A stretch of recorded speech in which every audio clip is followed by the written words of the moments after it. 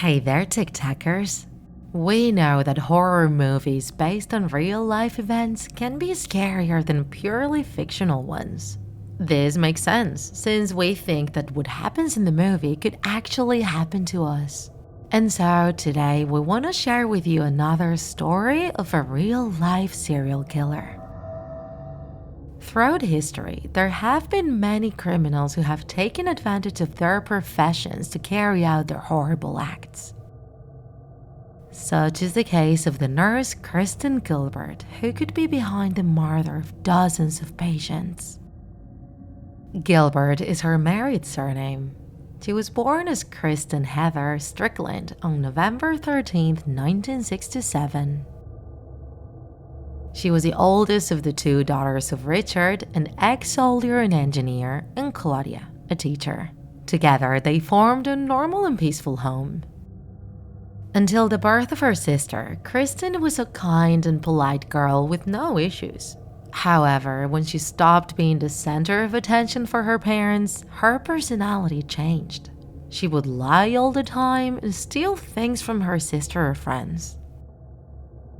When Kristen was in high school, her behavior started getting worse. She would frequently brag to her classmates about being a relative of Lizzie Borden, a serial killer who had lived in Kristen's same town.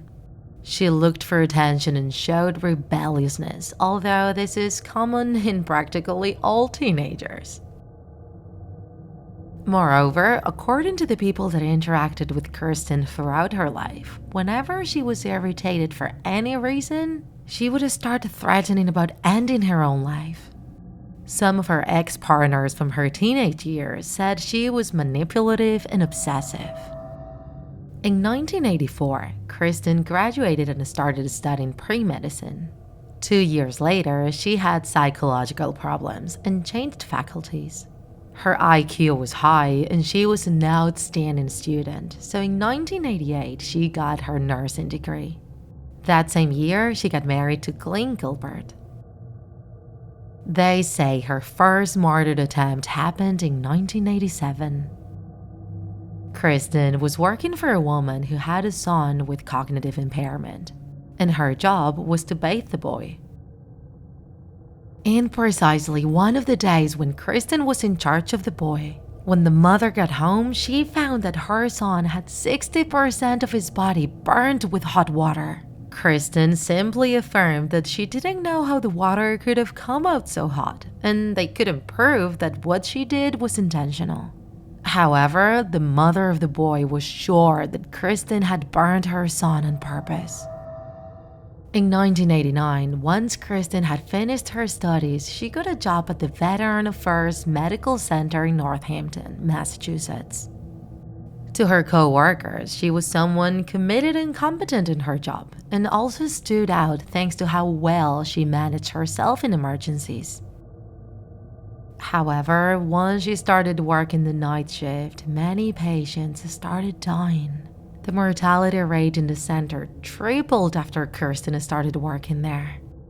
In fact, some of her co-workers who did not suspect about her ill intentions yet nicknamed her the Angel of Death, since she was always present when a patient was found dead.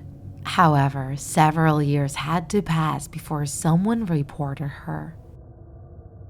Over time, and seeing how Kristen was always near all the patients who died, her co-workers started to get suspicious about her. Many patients who had no known illnesses died, and the center's supplies of ephedrine, a drug capable of causing heart failure, were disappearing for no apparent reason. That was precisely the cause of death of 4 patients who died under her care between 1995 and 1996. An investigation was opened, and soon after, Kristen left her job at the medical center, alleging she was ill. At the time, Kristen had 2 sons and had separated from her husband.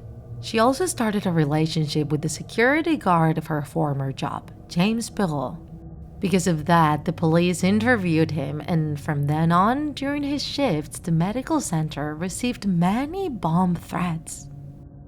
They soon connected Kristen to the threats and she was sentenced in 1998. Meanwhile, she was still under investigation for the patient's deaths, and eventually she was finally indicted for many of those crimes. The trial started in November 2000, and the prosecutors established that in 7 years, Kristen had been present in more than half of the 350 patients' deaths. In March 2001, she was declared guilty of first-degree murder in 3 cases, second-degree murder in a 4th case, as well as many murder attempts. She was then condemned to 4 life sentences. Our blood runs cold when we hear stories like this, TikTakers. Don't you feel the same way? Sometimes the one who's supposed to take care of us the most can end up being the one to completely destroy us. However, don't worry. This is an isolated case among the great medical professionals who look after us every day.